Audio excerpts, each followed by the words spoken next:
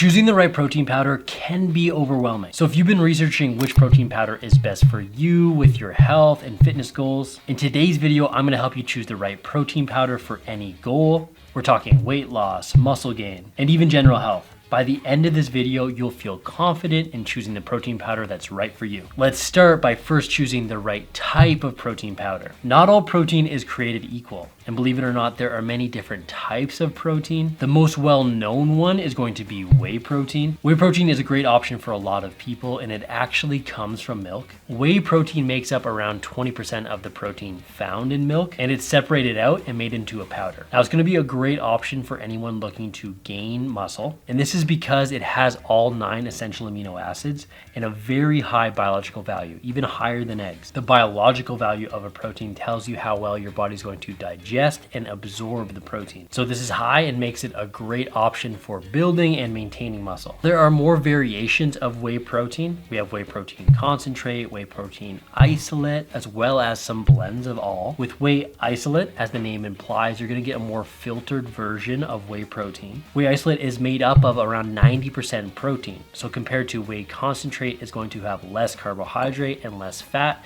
because that's been removed and filtered out. Whey isolate gives you a protein powder that has a very high protein to calorie ratio. Then on the other end of the whey protein spectrum, we're gonna have whey protein blends. Unlike whey isolate, which is going to be mainly protein, some of these blends are going to combine other types of whey protein, including some whey concentrate and sometimes even different types of protein entirely. This is going to give you a little more variety because the protein isn't coming from a single source, which can be a good thing depending on your goals, which we're going to touch on later. And because it's not as isolated, there's going to be other substances that come along with the protein, namely higher carbohydrate and higher fat. This really doesn't make one better than the other. You're just going to want to pick the right protein that has the right characteristics that fit your goals. Since whey isolate is going to be lower in carbs and fat and have a lower lactose content overall, it's going to digest much quicker. The blends, on the other hand, are going to be less expensive because they don't go through as much processing, and they offer more calories in most cases, which might be a good thing depending on your goals. In terms of recommendations, Gold Standard Whey from Optimum Nutrition has been around forever and is very highly regarded. Now, if you're looking for a whey protein powder with very minimal ingredients, you could go with raw grass-fed whey or Naked Nutrition. Both of those have excellent reviews and they've been reviewed elsewhere. Lastly, for those of you that want a whey isolate and want something that's super high quality, you may want to check out the 100% grass-fed whey isolate from Transparent Labs. It comes in at nearly $2 per serving, which is quite expensive. But when it comes to protein, sometimes you do get what you're paying for, and that's because protein spiking, which is the process of supplement manufacturers sometimes dump cheap ingredients into their powders to pass tests to claim a higher protein content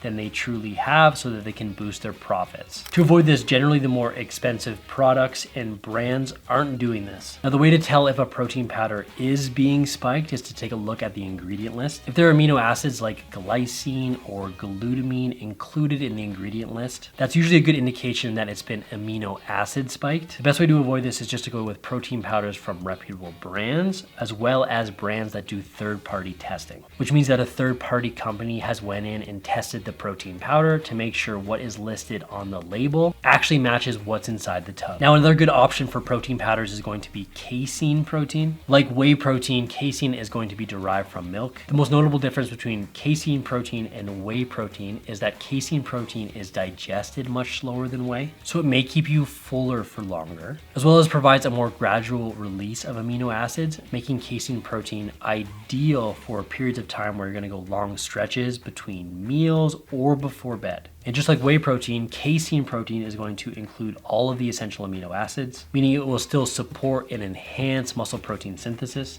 But the slow digestion of casein protein is what really sets it apart from other proteins out there. A good recommendation from casein protein is going to be the Elite protein from Dymatize. It's highly regarded and of good quality. And if you want to cover your bases by getting a blend of both casein and whey, I personally recommended the PE Science Select brand of protein. I've personally used this for years. It tastes great and is of high quality. Now let's move on to our next type of protein powder, plant-based protein powders. Finding a plant-based protein powder is a good choice for anyone that has a tough time digesting milk and milk products, or have other dietary needs or preferences like vegetarians or vegans. Plant-based protein powders are typically made from peas, lentils, beans, and other plants that have high levels of protein and can be turned into powder form. One thing to keep in mind is that some plant-based protein sources don't really have high levels of all 9 essential amino acids. They can be quite low. They're usually not non-existent, but they are quite low. So it's not a bad idea to get a plant-based protein powder that has a blend of different sources. This really isn't a huge issue unless you plan on consuming all of your protein coming from one supplemental source, which I wouldn't recommend anyway. Some good recommendations for plant-based protein powders are going to be Naked Nutrition, which have a pea protein isolate, and also Organifi, which is a complete protein powder made from different plants. Now keep in mind, you can get other animal-based sources of protein powders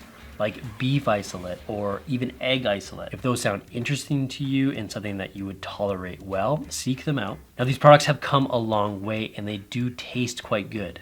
But to keep my review somewhat brief, I'm going to skip over them or at least not highlight them in great detail today. Now that we talked about the different types of protein powders, let's make sure that what you're choosing is going to be of high quality. There are a lot of protein brands and supplements out there, and not all of them are going to use the best ingredients or have the best formulations depending on your specific goals. The first thing you should look out for is how much actual protein is in the product. Different types of protein and brands will vary, but generally you want to look for a protein supplement that has at least 20 grams of protein per scoop. Some will be up to closer to 30 grams, especially with the isolates or some protein powders that are bigger serving sizes. How much protein you'll need will depend on how much protein you need to supplement with. Then you're going to take a look at the list of ingredients. As a rule of thumb, and this is generally speaking, the fewer the ingredients, the better. Watch out for protein powders that have extremely long lists of sweeteners and additives. It's common for powders to have different types of gums for stability and other sweeteners. Some may even have added sugar, which you may want to avoid. Most are going to be sweetened with something, and sometimes this is going to be a non-calorie additive,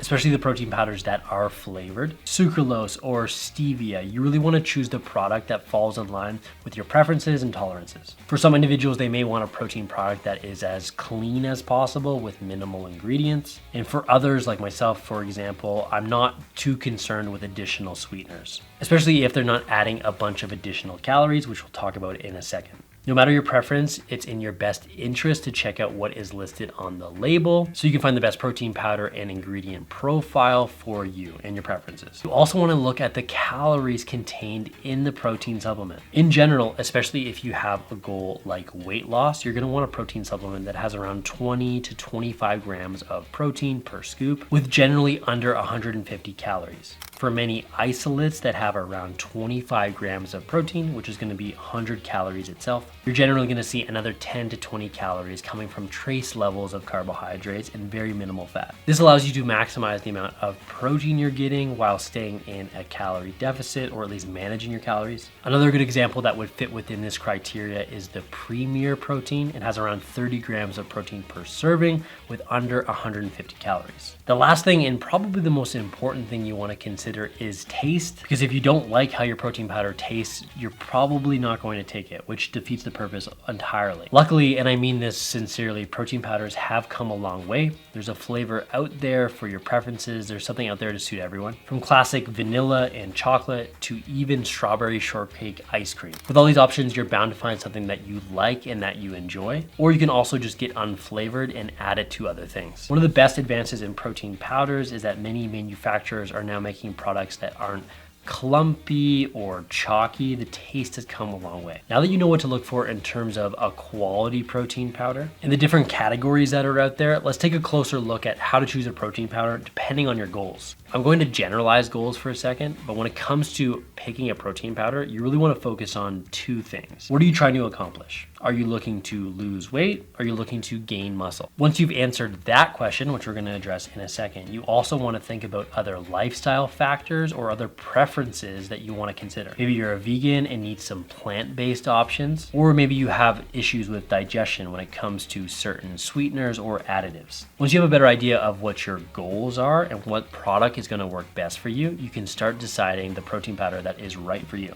For those of you that have the specific goal of putting on muscle, it might be a better idea to choose a protein powder that is on the higher end of calories. So a whey concentrate, it doesn't need to be a whey isolate, which is gonna give you protein and making it easier to consume enough calories as well as protein, making muscle building come easier. You could also go with a protein blend, but generally speaking, any sort of whey product is gonna be your best bet. It's high biological value and can be absorbed and utilized very well. Now, on the other side of things, if you're looking to get leaner and you're in a weight loss phase, it's probably in your best interest to choose a whey isolate, because since it's been filtered out, there isn't going to be many additional calories, helping you eat enough protein while staying in a calorie deficit. Or you could use a casein protein powder because it digests slower and might help you stay fuller for longer. Now, obviously, if you're a vegan, you're gonna wanna choose a plant-based protein powder. There are many great options that don't include milk or even animal products. For those of you that have conditions that affect your diet, like digestion issues or sensitivities, or even diabetes, finding a protein powder that is low in carbohydrates and especially low in other additives is going to be the best bet for you.